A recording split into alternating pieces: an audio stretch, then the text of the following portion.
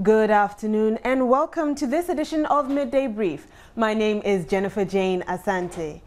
In the headlines today, the timely intervention of the Ghana Fire Service this morning saves properties of traders in Okanshi here in Accra. And the Citizens Forum says that the rent advance of MPs is on the high side and advocates for the setting up of a parliamentary village for MPs. The National Executive Committee of the Ghana Medical Association is scheduled to meet today over the current strike action. We have all of these and more coming up in just a moment.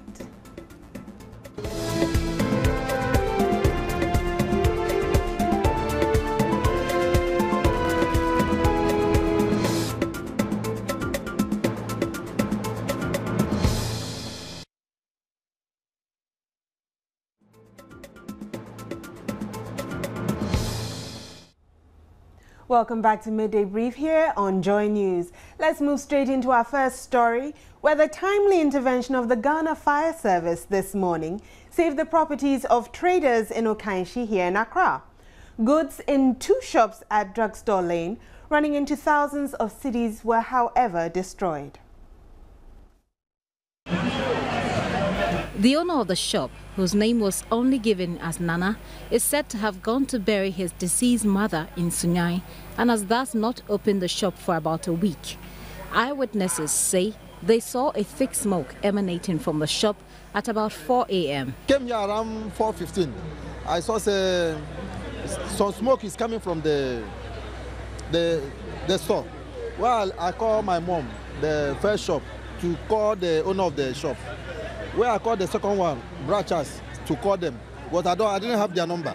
I called them, they said, okay, make the try. Later they call me back, say, they call the line is going, but the woman is not picking the call. We there where the fire service come to start open the shop. Although officials of the fire service could not immediately tell the cause of the fire, we were told the smoke was as a result of accumulated heat in the shop over the period that it has been closed.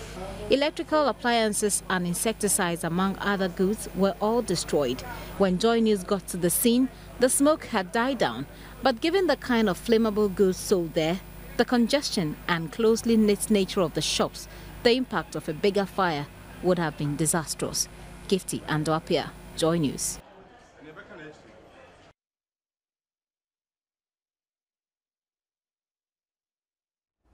Historian K.B. Asante has warned that the Christianberg Castle in Osu will deteriorate if left unattended to.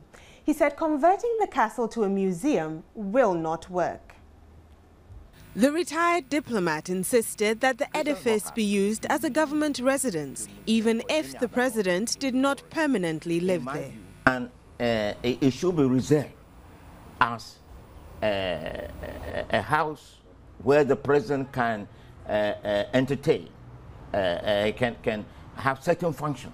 Keep his guests, maybe. Yes, state visit, for example. It should be the place for state visits, where a residence of a visiting head of state for a day or two, and it to be kept properly.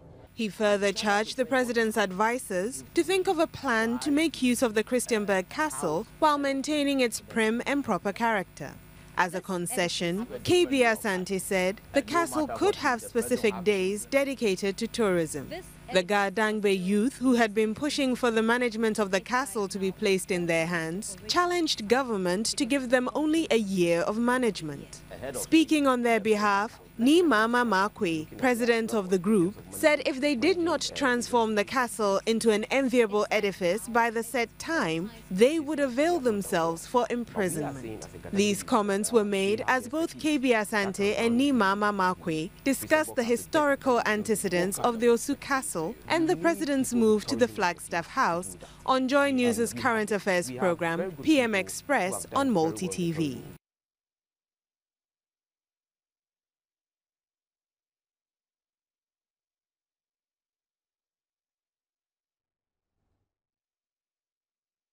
The Metropolitan Archbishop of Accra, Most Reverend Charles Gabriel Palmer Buckle, is equally shocked at the news, even though he says the reasoning is valid. Joy News has been seeking some insights from him about what is to follow next until a successor is found. The Most Reverend Palmer Buckle, meanwhile, says Ghana's Cardinal Peter Appiah Turkson, the current head of the Vatican's Office for Justice and Peace, could well end up being the next pope, even though it's a long shot. According to Most Reverend Palmer Buckle, about 120 cardinals at the Vatican, including Cardinal Turkson, are eligible to vote and can also be elected to succeed Pope Benedict XVI. His age makes him eligible. He can vote and he can be voted for.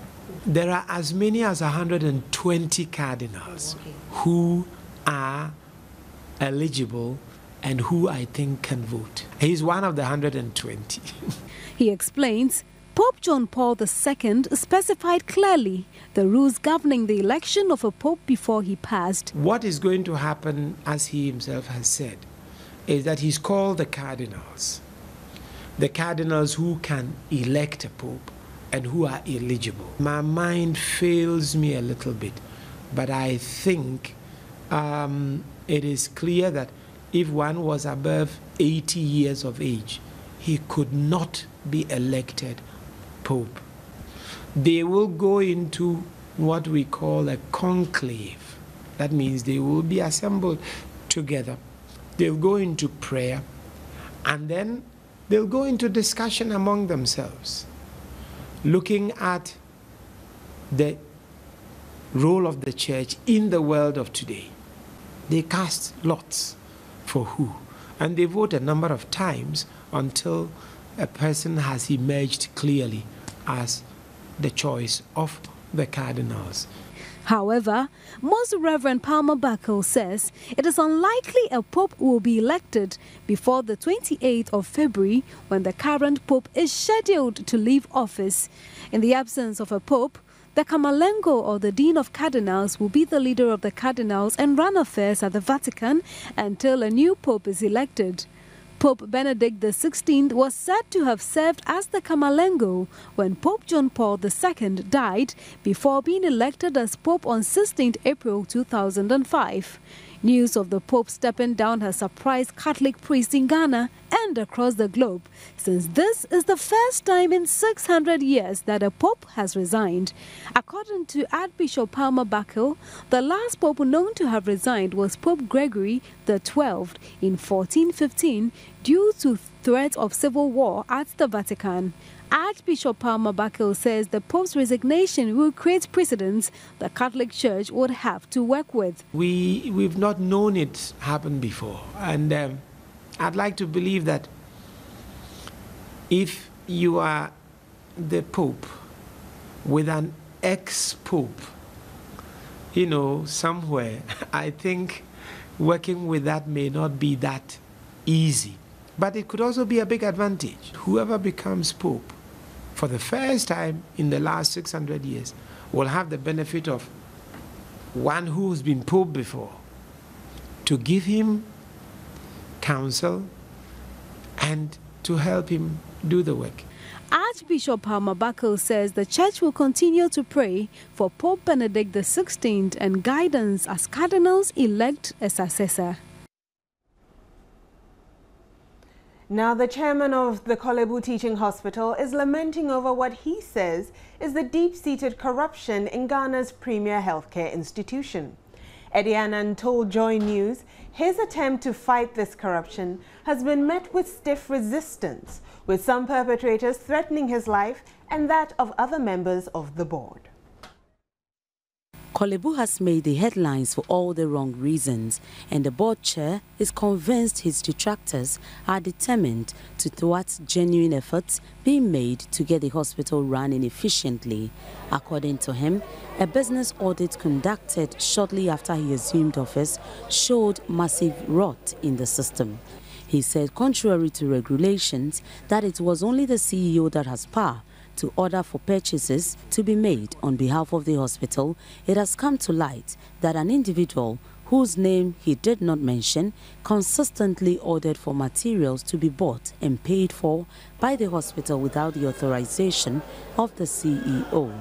That person, he noted, has been dragged before the disciplinary committee of the hospital and will be dismissed if found guilty.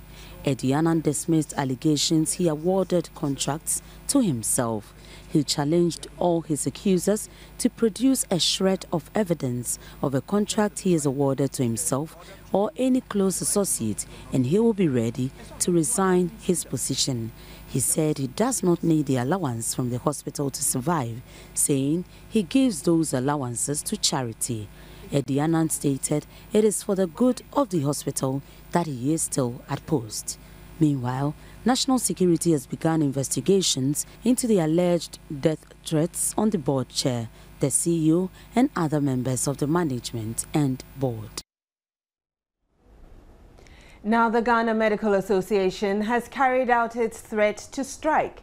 Members of the GMA who work in public hospitals as a result are refusing to attend to patients who visit their health facilities unless in the case of an emergency. The action, which is a partial withdrawal of services for now, is in protest over the Fair Wages and Salaries Commission's handling of the inclusion of doctors in the single spine salary structure. Joy News, however, discovered doctors at the Ridge Hospital here in Accra were working. At the Kolebu Teaching Hospital, scores of patients were waiting in endless queues to see the doctors at post. Some had even been waiting since 5:30 a.m. How long have you been here? 5:30. I'm from Medina. No hope. I'm feeling pain in my back. So I asked the nurse initially I should come today. But when I came, I didn't see the doctor. They said they had gone to strike. Hospital sources confirmed to Joy News all patients on admission are being taken care of, while arrangements have also been made for emergency cases and appointments to be seen to. GMA President Dr. Kwabena Opoku-Edusei told Joy News on phone government has not been fair with them by failing to abide by the National Labour Commission's ruling concerning the conversion difference and market premium. The GMA further indicated that the strike will intensify, with all services withdrawn if government does not respond within a week. Even though the date for the end of the strike remains unknown, patients were given some hope. 8 July. 8 July. In the next 2 weeks. Tired of waiting for health care, some patients made their appeals to government through Joy News. We are pleading for the government to do whatever the doctors want him to do for him. He should do it before we die. When we die, nobody is going to vote again. Doctors at the Ridge Hospital were at post when Joy News visited, even though officials declined comment. Jennifer Jane Asante's report for Joy News. Now, the National Executive Committee of the Ghana Medical Association will today, February 12, meet to consider a letter written to them by Dr. Frank Sribwo, Executive Secretary of the GMA, concerning its strike action. The letter recommends the establishment of a committee to discuss the concerns which have led to the withdrawal of services to all outpatients and to attend only to emergency and inpatient cases. We're still making efforts to get the GMA NEC to give us details of this meeting.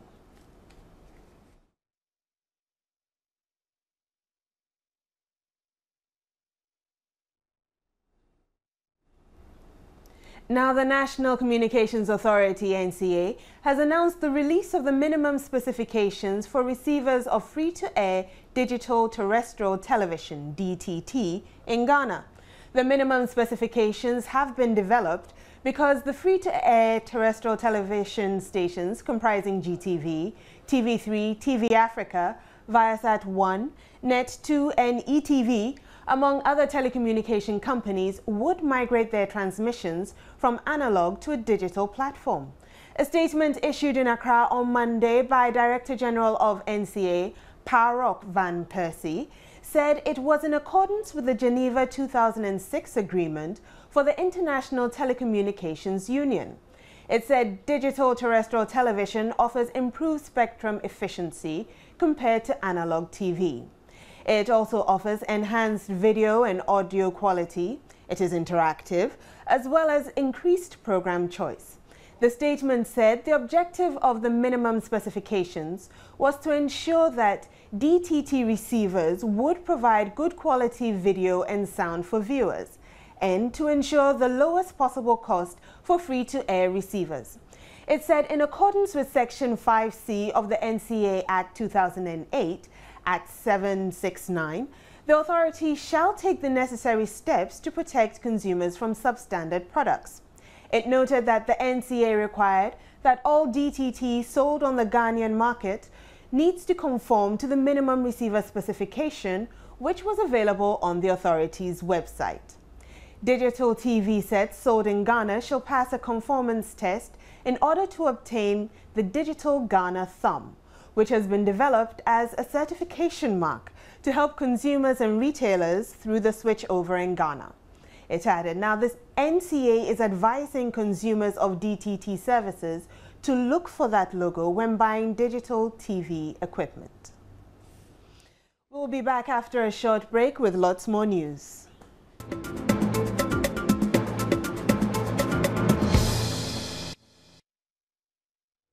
Welcome back. Now, over 1,900 students of the Presbyterian Senior High School in the Eastern region are faced with acute water problems and are calling on the government to intervene and provide potable drinking water for the students in the school. Capacity for many years has been a major problem facing the Presbyterian Senior High School. The over 1,900 students of the school depend on a small stream and boreholes for their domestic and industrial needs. Other sources of water which served the school in the past have dried up due to the changes in weather pattern over the years. Boreholes which provided potable drinking water to augment supplies from the 3 holes at Echibiso, Cocoa Tree area are no longer functional. To make matters worse, water from the 3 holes are not suitable for human consumption because of pollution from animal droppings and waste matter. Students are compelled to travel long distance in search of water for their domestic use. Some students wake up as early as 2:30 a.m. to make 15 to 20 miles journey in search of water. Students who do not wake up early are left with no choice but to use the contaminated water available. Some masters of the school, according to Joy News checks, have taken advantage of the water situation to send students out in search of water during classes hours. Some students who spoke to Joy News said they use the contaminated water though they know they are at risk. They therefore called on the government and other stakeholders, benevolent organizations and non-governmental organizations to come to their aid.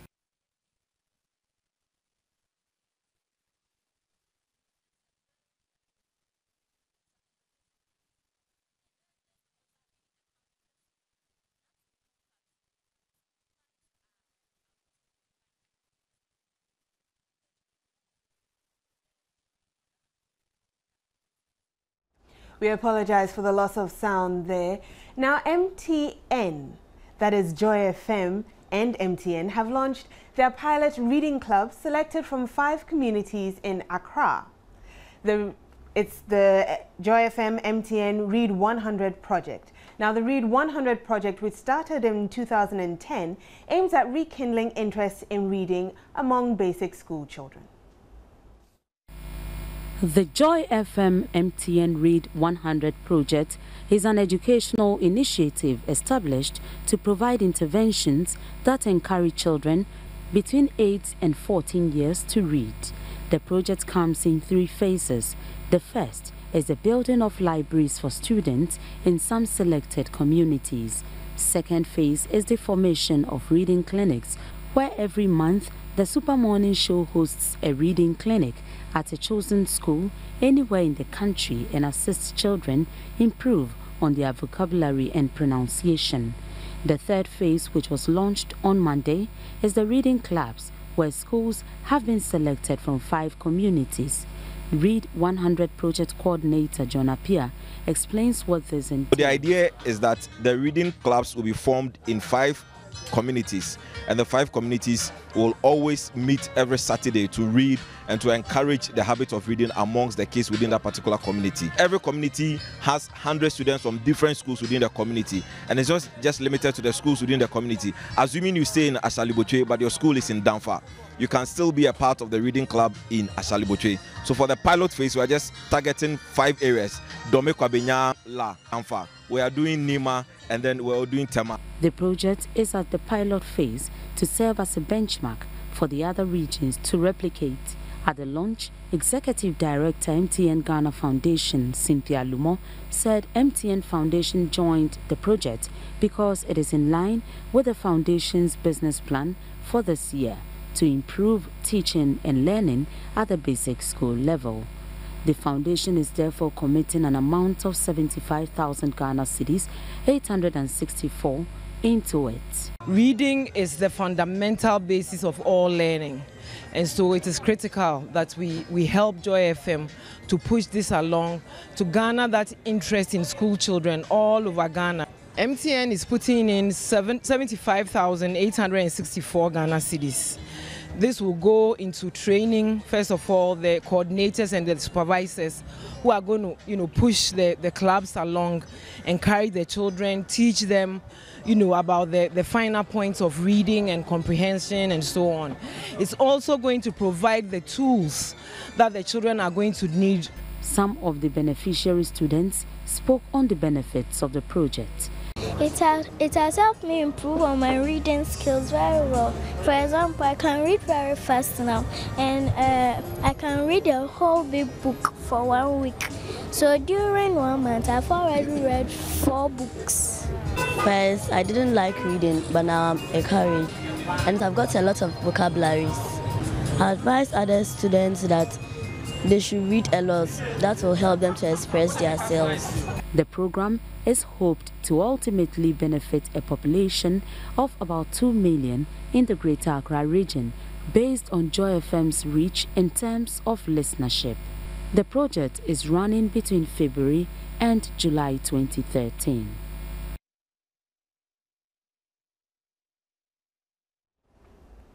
The Citizens Alert Forum held a program this morning on Members of Parliament's salary advance. For human rights lawyer and member of the Citizens Alert Forum, Francis Xavier Sosu, the most crucial thing right now is for government to take a definite stance on the issue of rent allowance given to members of Parliament.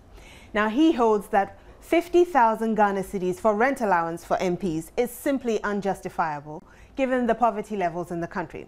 We have him in studio this afternoon to further enumerate his concerns. Good afternoon, Francis. Yeah, good afternoon. Okay, so you say that 50,000 Ghana cedis a rent allowance for a 4-year term is exorbitant. But looking at the cost of decent housing in Ghana right now, don't the MPs have a case? Well, it is really not about whether MPs do have a case or not. The fact is that there are very practical problems that we are faced with as Ghanaians. Now, when you take the 1992 Constitution, particularly Chapter 5 and 6 of the Constitution, apart from guaranteeing our fundamental human rights, the Constitution also prescribes that government would have policies which are aimed at promoting social equality. Now, we are talking about parliamentarians being given 50,000 Ghana cedis as rent allowances, rent advances, against the poverty level of our citizens today. There are people, go out there, what are the realities of that pertains to Ghana today? There are people who are unable to afford 3 square meals a day. Look at the rent situations. The constituents are faced with paying very high rent advances for 2 years. Yeah, but in their defense, these MPs do spend a considerable amount of the monies given to them on their constituents. Well, in fact, again, I don't think that will be a defense. If it is money you want to take care of your constituents, then say that you want money to take care of your constituents. You don't say in one breath that you are taking money for rent advances just for you to turn back and say that, well, this money, we eventually use them on our constituents. Because the issue we are raising here is that we are raising the issue of social justice. You know, when we are raising issues about social justice, you are giving an MP 50,000 Ghana cedis for rent, for him to compete in the open market with Ghanaians. Okay, so let's assume that they are competing on the open market with the rest of us. Exactly. What would be a justifiable amount for them? Honestly, I don't think that we will be in a position to talk about a justifiable amount. Our advocacy is about government taking a definite stance on providing accommodation for members of parliament, which will be permanent in its own nature, such that it will be a duty post for every member of parliament. Once you become a parliamentarian, you have access to those facilities. When your term is over, you leave those facilities for the next member of parliament who is coming on board. That's an idea that we could look into, but it sounds long-term. What can we do in the interim if we take your word that simply unjustifiable, 50,000? Well, I would think that then government would have to go into talks with members of parliament to review the amount. The reason being that there are realities. You see, why would medical doctors be going on strike? Because they think that, well, if members of parliament could be paid so much and they have so much for rent allowances and no one cares about our situation, then we would use human life as bargaining chip. We are not supporting that way of thinking that use human life as a bargaining chip. But people would eventually begin to rise up against the system when they think that the very people who are supposed to protect their interests only protect their own. And when it comes to DS, they do nothing about it. Remember that the Rent Act actually prescribes that no landlord is supposed to charge a rent for more than 6 months. This Rent Act was passed by Parliament. How many times do you hear Parliament actually making advocacy on behalf of the citizens that all landlords who are charging more than 6 months rent advances should do something about them? No one says anything about it. And yet, you go to Parliament and you comfortably take your 50,000 Ghana cedis. And what? You betray the trust that we give you as a member of Parliament. Well, looking at the cost of housing currently, especially if you're looking for a decent place to live, 50,000 for 4 years, isn't it shouting a bit too much over too little? You know, exactly the point. You see, the whole point is that depending on where you are standing, it is easier to make this argument. The question is that members of parliament are representing constituencies. Just go out there and look at these constituencies and find out the reality of their accommodation problems. Then compare it with the MP who is taking that 50,000. It's not really about where they are going to sit comfortably. Now, remember that this 50,000, which is being given members of parliament, adds up to 13.7 million Ghana cedis. Now, we are not too sure what would happen in the beginning of the next parliament. Whether this amount, because it was 30,000 Ghana cedis and now increased to 50,000 Ghana cedis. So your concern is that the amount will rise consistently. It would continue. So in the interim, before we can actually get to the finished parliamentarian village, what can we do? Well, first of all, it's two things. It's Parliament providing a justification to the citizens of Ghana for the 50,000 Ghana cedis. See, the reason is that, look, you can elect the best crop of people when you don't ask the critical questions.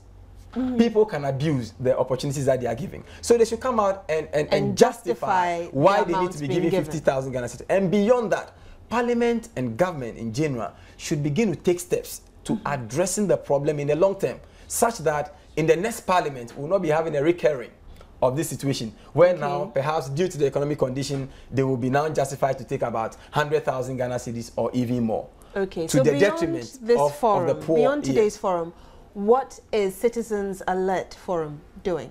Well, Citizen Alert Forum is actually dedicated to keeping an eye on the happenings in our society. We have just come to add our voice to, if you like, the democratic process, and not only add our voice, but now go a step further to follow them up until we see the policy alternatives that we propose being implemented. So we look forward to, that is why at today's forum, Greta was there. Greta made some very cogent proposals of the parliamentary village, and we are hoping that government will look into all these things so that all stakeholders would come on board to achieve. So you are expecting government to give you some sort of feedback? That is so, and Parliament would also have to come out. Have you addressed a particular sector of government, the Ministry of Housing, for example, or have you gone straight to the presidency? No, not yet. This is the first point of call. All right. Making the problem known. Now, from this point, we are going ahead to send the, do the follow-ups by going to Ministry of Housing. Greta was part of our meeting today, and then we are going to be meeting the parliamentary caucus, who are in charge of all their privileges, and see how we can find a lasting solution. Otherwise, this will keep recurring to the detriment of the poor citizens of Ghana. So what is Citizens Alert Forum doing to generate the kind of debate that it wants on the issue and possibly spearhead a movement to cut expenditure in the House of Legislature? Well, the whole, if you look at the issues of social inequities in our system, are very vast. They are so huge. Now, we don't want to pretend that we have answers to all the problems. So now we are taking it one by one. This is our first step. We are hoping that beyond this, because the Citizen Alert Forum is going to be a monthly affair, and we are hoping that beyond this, we will be able to champion, various causes that will lead to reducing the expenditure in the legislature, not only in legislature, but also in governance in general. Okay. Well, thank you very much, Francis. It's a pleasure. That was Francis Xavier Sosu of the Citizens Alert Forum, and they are seeking to cut expenditure in the House of Legislature as far as housing is concerned. And from the sound of it, you'll be hearing a lot more from them in the coming months. Now, when you hear of a road accident, what comes to mind? A vehicular collision or a clash with a human victim is quite expected. Rarely do you hear of a cow and a car. The Joy News team was in town when one of such accidents occurred, and here's a report. The AMA's position on animals wandering free range in the streets of Accra is pretty clear. The owners of such animals will be prosecuted. Perhaps this is why the owner of this cow is yet to be found. The wounded animal was found seemingly abandoned on the Kolebu Mortuary Road after what appeared to be a rather violent encounter with a vehicle. Locals passing by dragged the invalid bovine out of the road to avoid further incidents. When they examined the animal, it was unable to rise to its feet as its back was broken. As the Joy News crew surveyed the scene, we were joined by the taxi driver who was in the company of a police officer.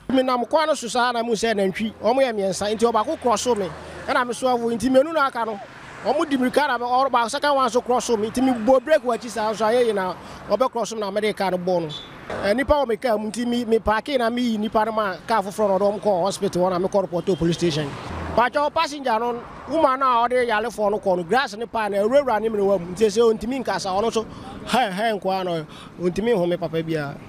Joy News followed the story up to the Ridge Hospital, where the passengers of the taxi cab had been taken. The human victims were a family unit en route to Ridge Hospital to seek treatment for their youngest member when the incident occurred. The family had been turned away from the Kolebu Teaching Hospital due to the strike action.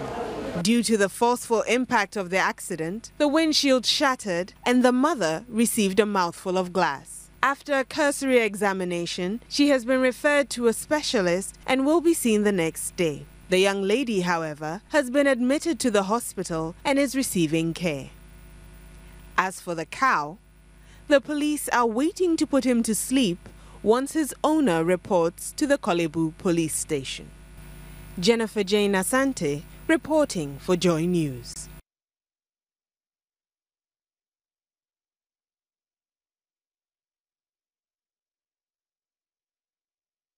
And I'm back here in the studio with more news. The activities of stone miners have over the years been described as destructive to the environment. The illegal stone quarry site at Wager is said to be posing a danger to the Wager Dam, among other damages it is causing to the environment. Seyram Abla de Souza visited Weija and has filed this report. Booming construction business coupled with a quest to have and live in a well-structured and decorated environment has over the years increased the demand for stone chippings, thus encouraging quarriers to destroy the environment regardless of its effect on human settlements. I visited Weija in the Ga South municipality of the Greater Accra region, and the cracks on walls close to the quarrying sites are telling due to the explosives continually used in breaking the granite rocks. Looking at this wall, it could lose balance at any time, and this is due to the quarry activities going on at this place. To prevent stone miners from destroying their houses, some developers have resorted to building directly under the mountain. As to what will happen in case of a landslide, your guess is as good as mine.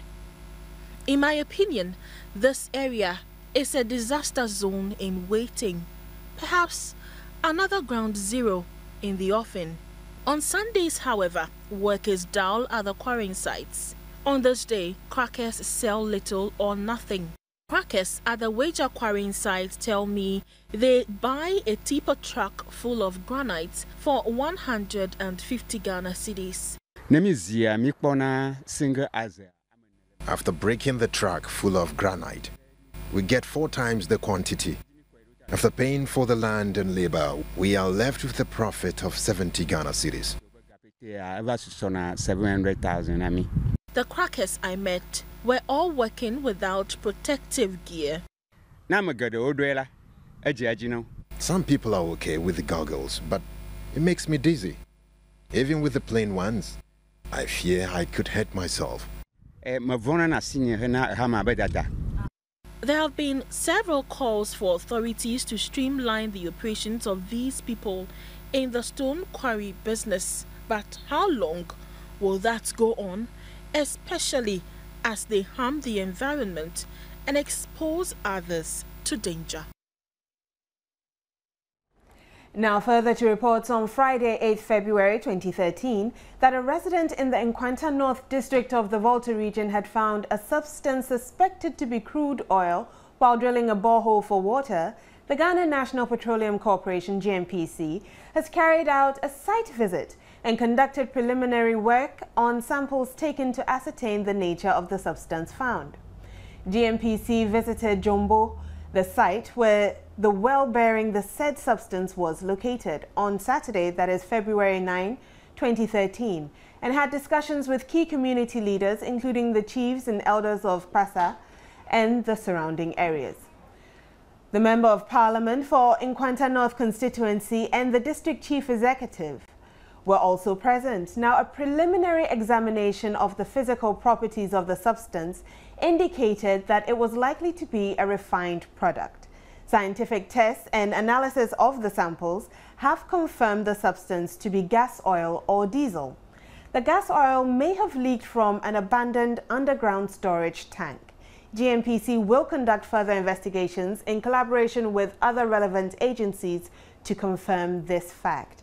GNPC commends the District Security Committee for their timely intervention in securing the facility and its environs, and urges the general public to be circumspect, in handling fluids they suspect to be petroleum products, as they are highly inflammable and could cause fire, bodily harm, and the destruction of property. We'll be back shortly. I obviously need a break. There's more news.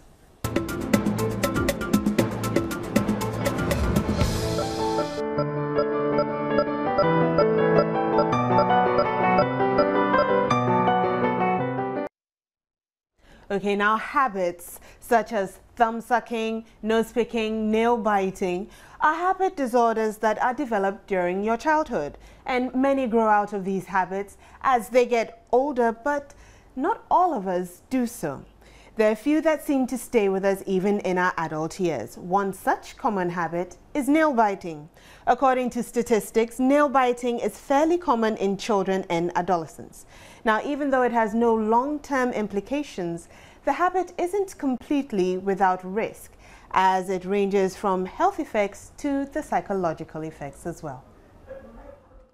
Nail biting is a common habit that affects people of any age.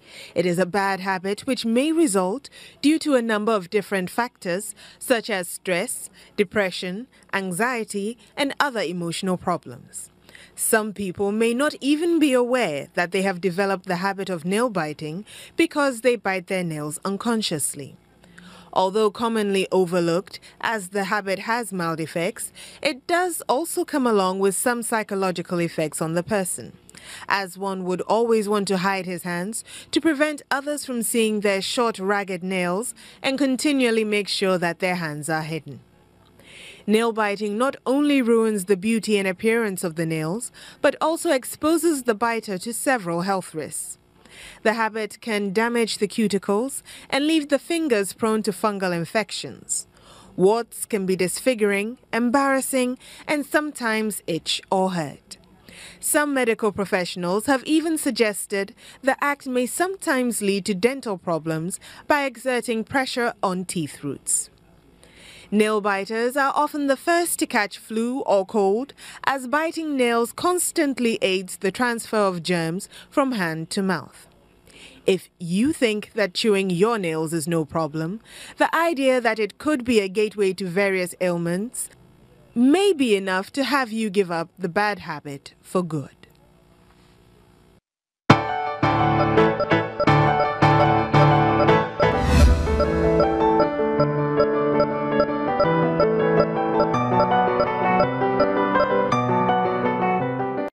Our elections may be over, but Kenya is having its own set of election debate. It has held its first presidential debate between all 8 candidates in next month's tightly contested poll. Millions of Kenyans watched and listened to Monday's debate. It was broadcast live on national television. Elsewhere, North Korea has successfully carried out an underground nuclear test of a new miniaturized device in a move widely condemned by the international community. This is National Brief.